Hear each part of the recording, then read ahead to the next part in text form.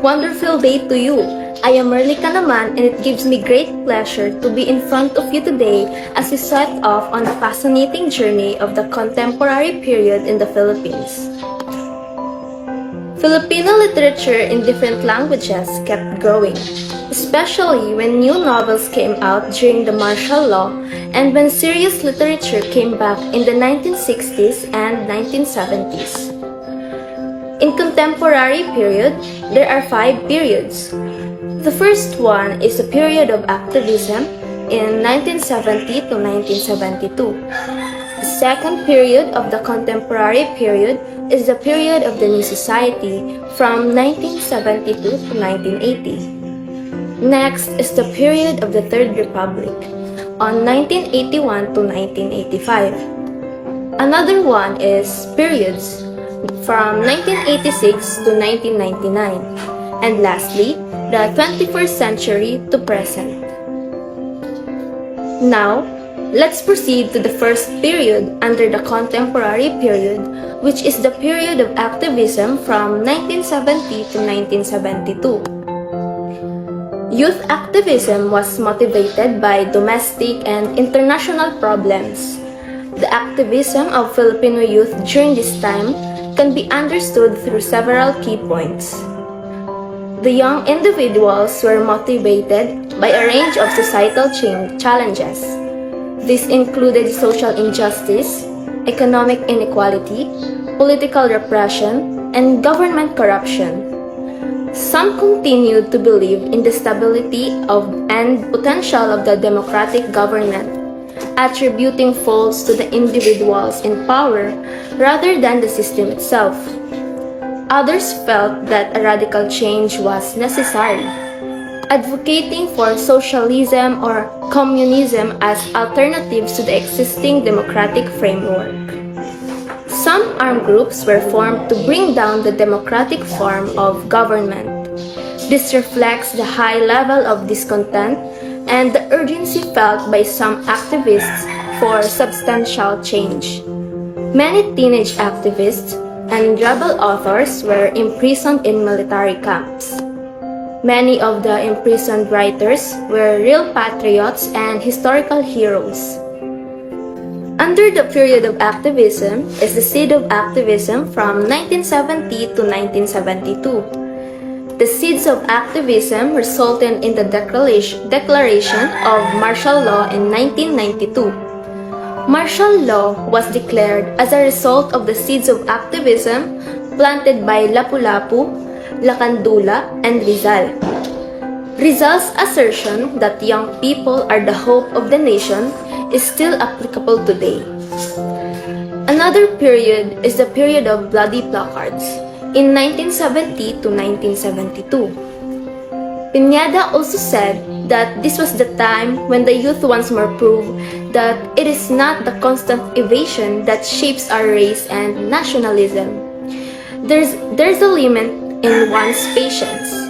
It may explode like a volcano if overstrained.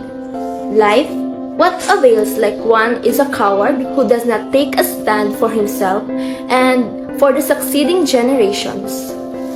Another period in 1970 to 1972 is the literary revolution. During this time, the youth became completely rebellious. This was proven not only in the bloody demonstrations and in the sidewalk expressions but also in literature. Campus newspapers showed rebellious emotions. The once aristocratic writers developed awareness for society. They held pens and wrote on placards in red paint, the equivalent of the word makibaka or to dare. Any establishment became the symbol of the ills that had to be changed. The frustrations of youth could be felt in the churches and schools. Even the priests, teachers, and parents, as authorities who should be respected, became targets of the radical youth and were thought of as hindrances to the changes they sought. The literature of the activists reached a point where they stated boldly what should be done to effect these changes. Some of those who rallied or supported the new way of writing to this revolutionary form of literature were Rolando Tino, Rogelio Mangajas, Efren Abueg, Rio Alma, and Clemente Bautista. Now, let's proceed to the writing during the period of activity. The irreverence for the poor reached its peak during this period of the mass revolution. It was also during this period that bomba films that discredit our ways as Filipinos started to come out.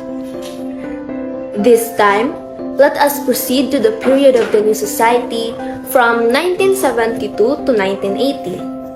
The period of the new society started on September 21, 1972. The Carlos Palanca Awards continued to give annual awards. The new society tried to stop pornography or those writings giving bad influences on the morals of the people.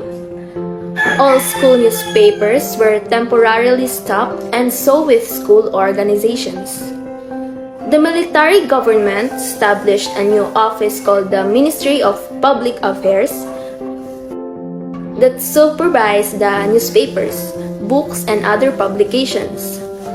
The government took part in reviving old places like the Sinaculo, the Zarzuela, and the Emboyoca of the Muslims. The cultural center of the Philippines, the Folk Arts Theater, and even the old Metropolitan Theater were rebuilt in order to have a place for displays. The weekly publications like Islap and Liwayway helped a lot in the development of literature. These became outlets for our writers to publish many of their works.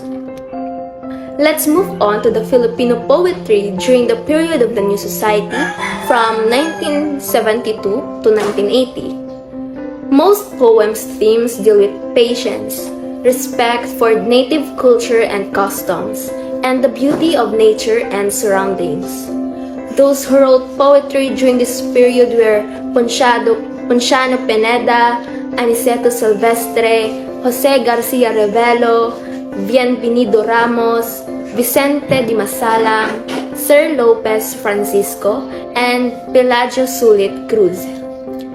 Many more composers added their beat during this period. Among them were Freddy Aguilar, Jose Marichan, and the group Tito Vic and Joey.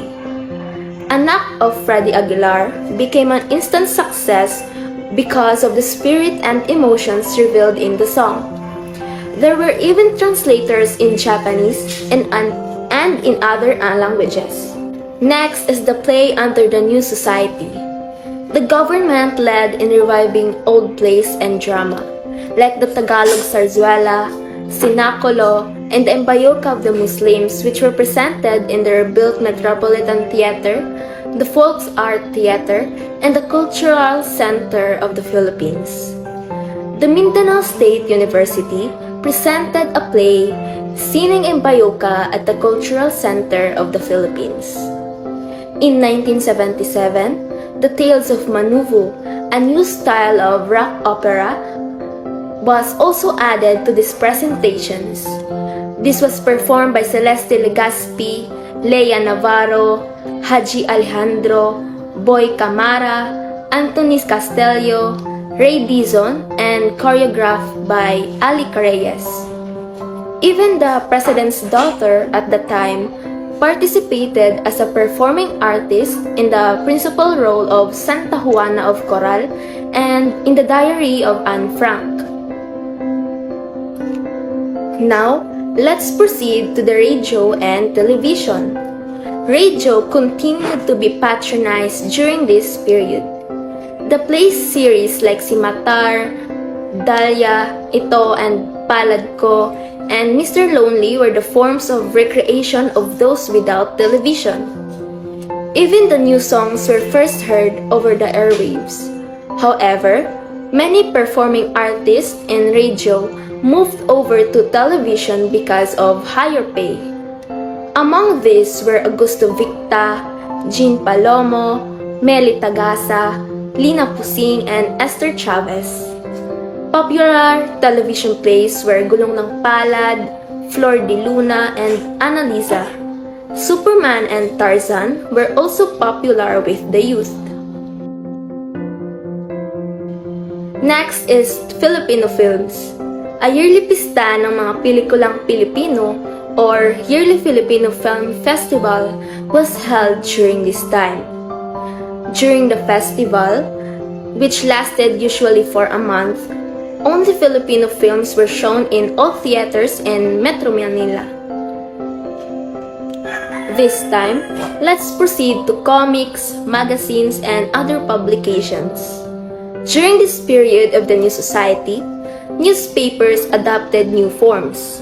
News on economic growth, discipline, culture, tourism, and other similar topics than in sensationalized stories about murders, rapes, and robberies. The leading newspapers during this period were Bulletin Today, Times Journal, People's Journal, Balita, Philippine Daily Express, Filipino Express, Evening Post, and Evening Express. This time, let us proceed to the period of the Third Republic from 1981 to 1985.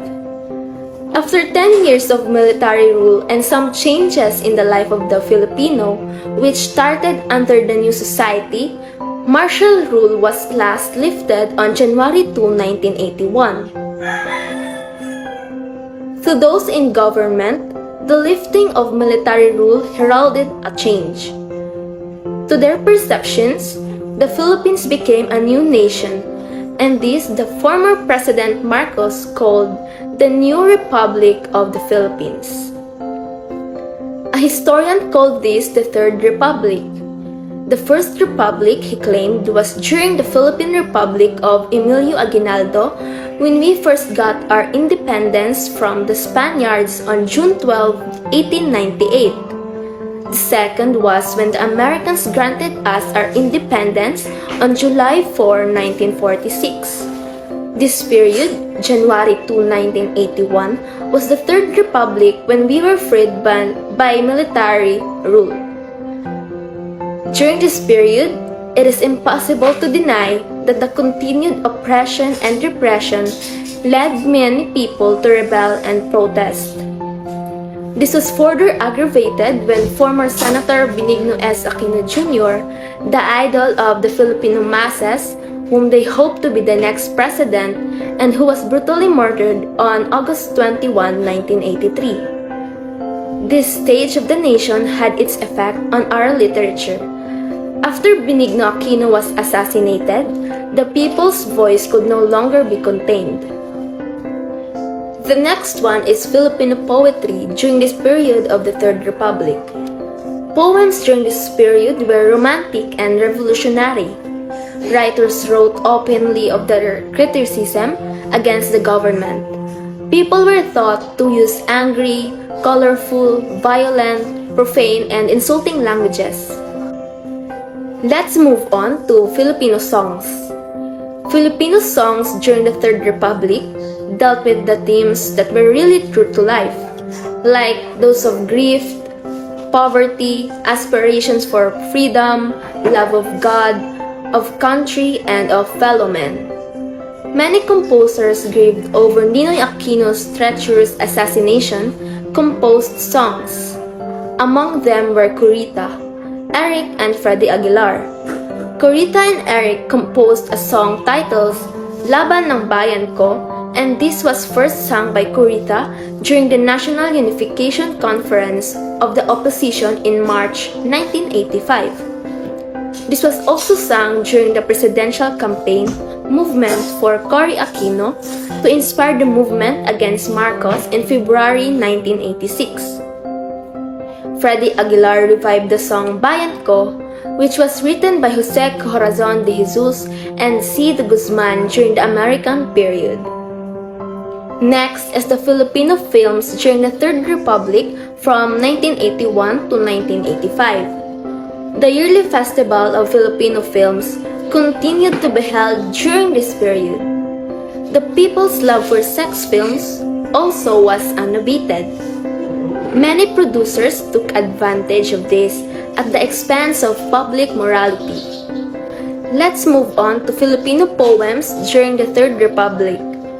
People were frightened and startled by how swiftly and unexpectedly things unfolded following the assassination of Benigno Aquino. Poets, surprisingly by common consent, found themselves writing on a common subject. Reproduction of some of them is reprinted here. We aptly call them the protest poetry of the 80s. The themes of most poems during this time dealt with courage, shock, and grief over the treachery inflicted upon Aquino. The next one is the media of 1983. Jaja, or Justice for Aquino, Justice for All, movement called for a boycott of government-controlled newspapers in protest of media suppression. People picketed newspapers, offices with coffins to symbolize the death of press freedom.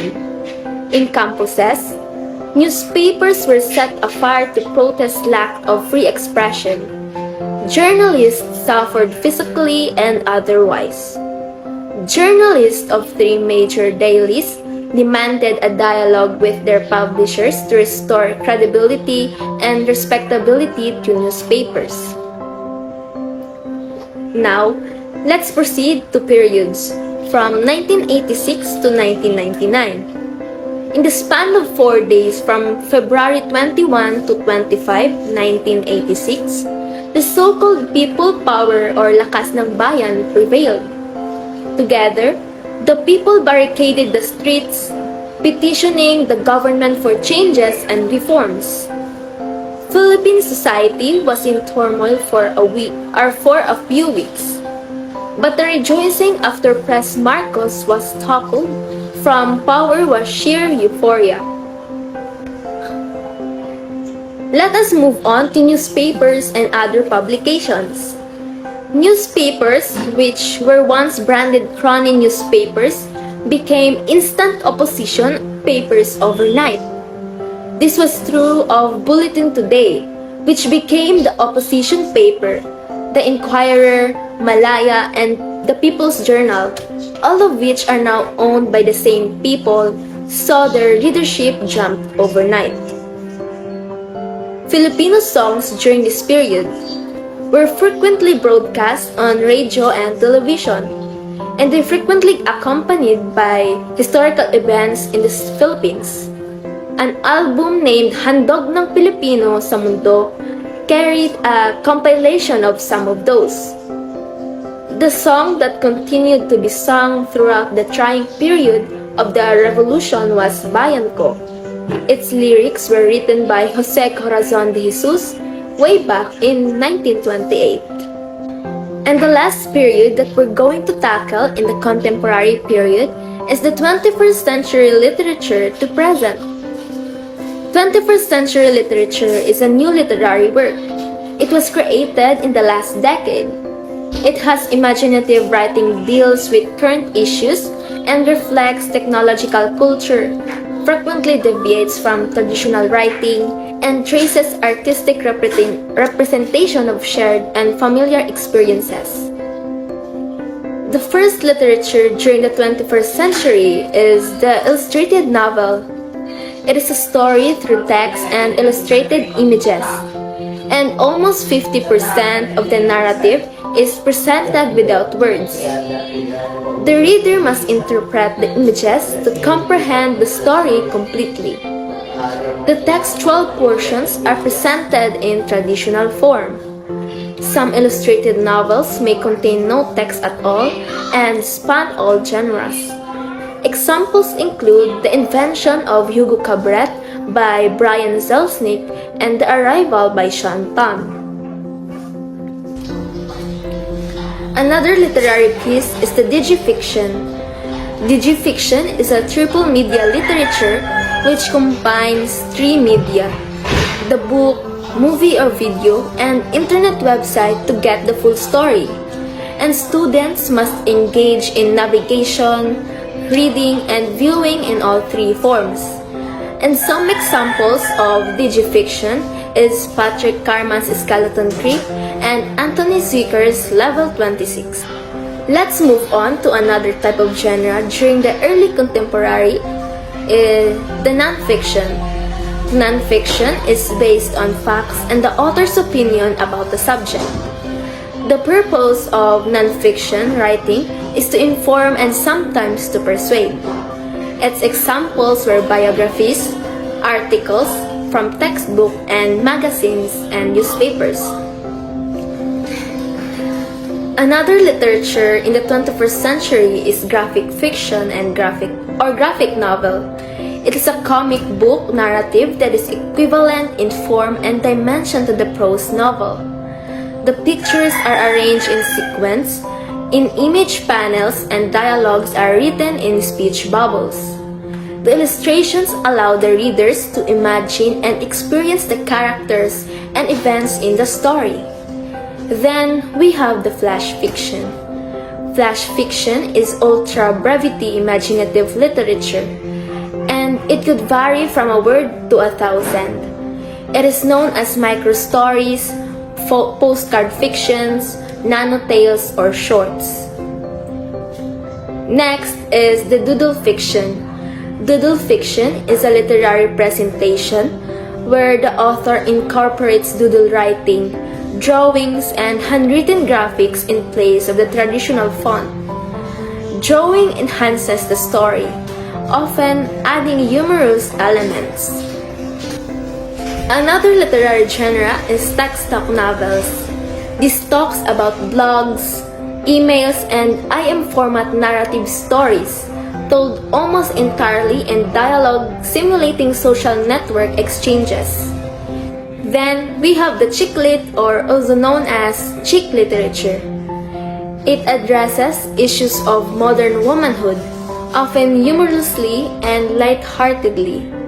Chick lit typically features a female protagonist, which means the main character in the story is female whose femininity is heavily thermalizing in the plot. Another literary piece during the contemporary period is the six-word flash fiction. A six-word flash fiction is an entire story told in 6 words. It is a short narrative that can have all the emotional themes of longer stories. For example, Ernest Hemingway, For Sale, Baby Socks Never Worn. Another one is Margaret Atwood, Long for Him, Got Him, Shit. The 6-word flash fiction is exactly what it sounds like, a 6-word sentence that is written to tell a story. Let's move on to creative nonfiction, or also known as literary nonfiction or narrative nonfiction. It is a genre of writing that uses literary styles and techniques to create factually accurate narratives. It contrasts with other nonfiction, such as technical writing or journalism, which is also rooted in accurate fact but is not primarily written in service to its craft. Then we have the science fiction, or sci-fi in short. Science fiction is a genre of speculative fiction dealing with imaginative concepts such as futuristic science and technology, space travel, time travel, faster-than-light travel, a parallel universe, and extraterrestrial life.